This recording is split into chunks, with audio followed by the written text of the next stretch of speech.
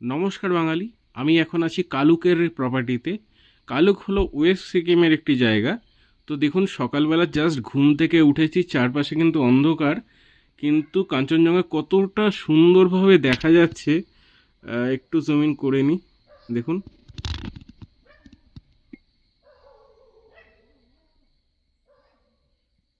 অসাধারণ। কিছুক্ষণ বাদে হয়তো মেঘে ঢেকে যাবে, এতটা ভালোভাবে দেখতে পাবো না।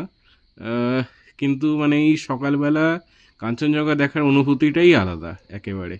সূর্যের আলো কিন্তু এখনও সেইভাবে ফোটেনি, চূড়াগুলো দেখা যাচ্ছে, ওই যে মেঘে ঢেকে যাচ্ছে আস্তে আস্তে, কিন্তু ওই সাইডটা মেঘ এগিয়ে আসছে, কিন্তু এখন কিন্তু যে ভিউটা আছে, আহ, মানে দারুণ দারুণ দারুণ।